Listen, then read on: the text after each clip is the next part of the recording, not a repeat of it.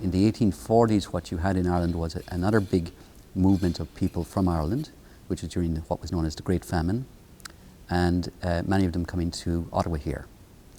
And these were extremely poor people at the time, destitute, having travelled from Europe with very little money, very little opportunity coming here.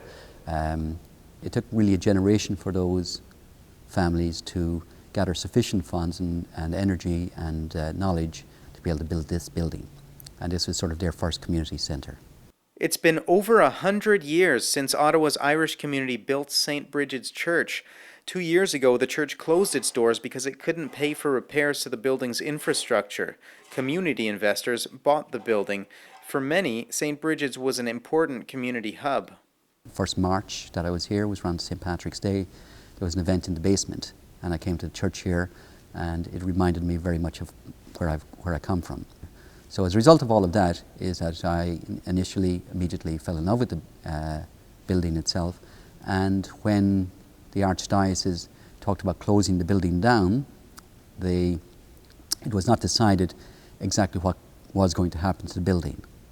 And that then motivated me to say I would not like to see a building like this to be lost. McDonald and a handful of others have invested nearly $1 million so far. From the ground up, the building is getting a facelift, but that will come at a projected cost of $7 million.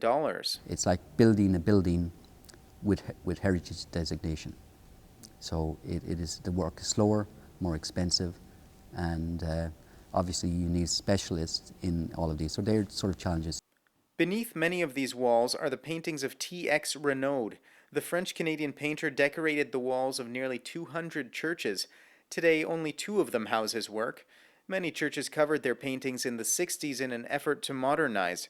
But repairing St. Brigid's is about more than just aesthetics. So what we're doing in the process now is we're changing it, and we're repointing everything so it'll make it more secure and more draft-proof. So it's an ongoing process, and over the next few years we should be completely finished with all the stonework. We're nearly there at the moment, but not quite there. But we have other priorities that we have to deal with at the moment. This half-inch pipe was the only water source for the church's basement. The new 8-inch pipe will supply water to the kitchen and the newly installed bathrooms. Installing the new pipes, however, costs $100,000 and required a 20-foot trench to be dug across St. Patrick's Street. What we've done here is taken this pier, and this was a hallway, an old hallway. So what we've done is taken out all the joints. As you can see from the mortar, there was no strength. And we keep digging back until we find a proper strength to hold the stone. These are slickers. These are the same tools that they used when they originally built this building. So we haven't really changed in our trade a hell of a lot. Even St. Brigid's organ is being rebuilt from the ground up. Once it's restored, this powerful 100-year-old motor will draw in enough air to be channeled through those pipes and power the organ up top. Unlike the US, where often you have the melting pot concept, Canada has been showing the mosaics of the different cultures. And although this here I think is even more so than just focused for the Irish, it will be a centre for many other groups as well who will obviously avail in use of the building itself. And I think it epitomises is the